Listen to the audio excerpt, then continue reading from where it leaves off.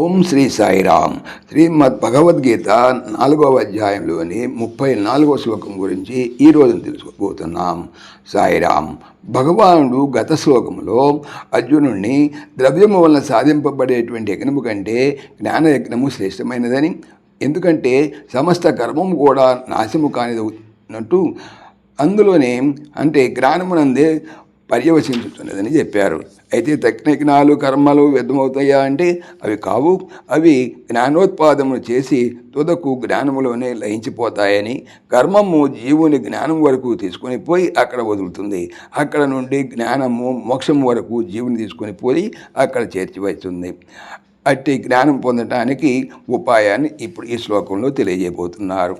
తద్విద్ధి ప్రణిపాతేన పరిప్రశ్నేన సేవయా ఉపదేక్ష్యంతి తే జ్ఞానం జ్ఞానినస్తత్వదర్శినః.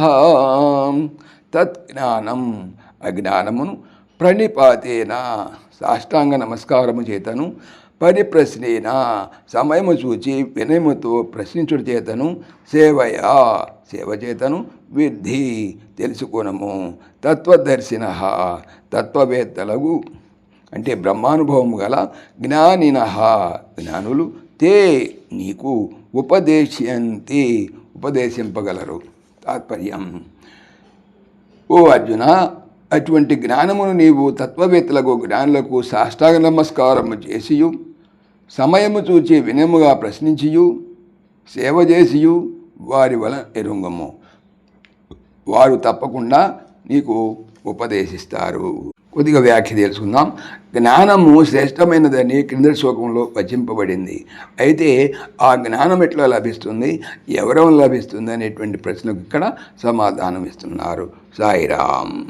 ఓం దేవకీ నందనాయ విద్మహే వాసుదేవాయ ధీమహి తన్నః కృష్ణ ప్రచోదయాత్.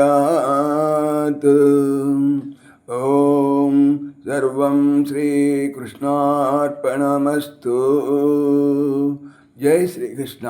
జై జై శ్రీకృష్ణ. ఆత్మీయులకు మనవి, ఈ ఛానల్తో పాటుగా భగవానుడు అనంత మహిమల శ్రీ సత్యసాయి అనేటువంటి మరొక ఛానల్ను నా చేత చేయిస్తున్నారు. దీనికి సంబంధించిన లింక్ డిస్క్రిప్షన్లో చూడవచ్చు. సాయిరామ్.